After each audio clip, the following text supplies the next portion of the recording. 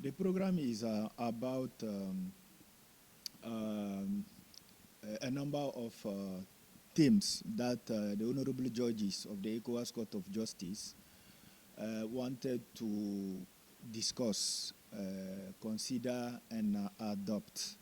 So this is a judges retreat. It's an annual event when the judges have a number of issues that they want to address. So they look for a serene area to meet with the support of the court staff, the technical and legal people, to discuss and come up with some decisions that will lead the conduct of the judicial processes in the court.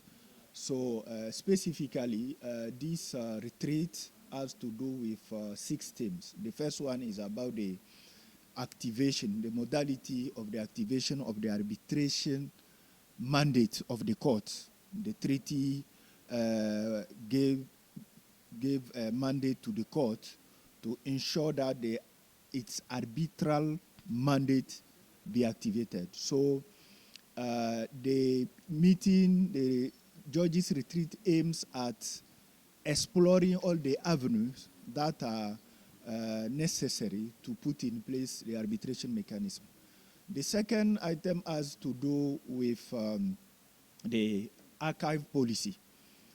We have an archive unit, but we don't have a policy, so this is an opportunity for the judges to discuss on a draft archive policy and agree on its content and adopt it so that it will become a kind of rule for the court.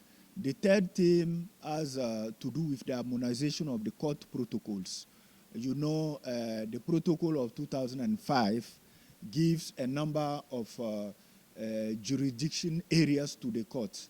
But we found that the English version and the French version, especially on one article, Article 24, are not the same. So this retreat also aims at discussing the new protocol, the amendment, in order to ensure that there is a harmonized version among the 3 versions, the French version, the English version, and the Portuguese version.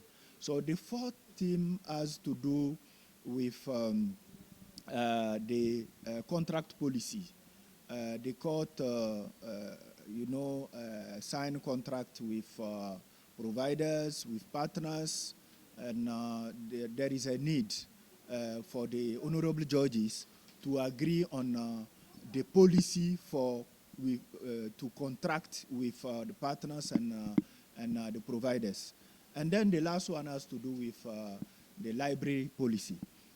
We have a library that has been there since the inception of the court, but there is no clear policy as of how to manage the library, how people are going to interact with the library, what are the modalities for the access of the library. So this retreat will also come up with a consensual policy that will be adopted by the honorable judges in order to ensure that we have some rules that guide the management of the library. Most times, some of the cases that are brought to the court, you always say you don't have jurisdiction over them. What are you doing in this regard so that you can have a broader jurisdiction on some of these cases? Mm-hmm. No, I think the jurisdiction of the court is very clear. It has been expanded through the protocol of 2005. Mostly it has to do with the violation of human rights, the interpretation and the application of the community text. The court also intervened as a civil service tribunal when staff of the community have issues with the community institution. So the staff are also allowed to come before the court and request for redress. And then those are mainly the areas where the court intervened. But the flagship jurisdiction of the court is on human rights. 95 to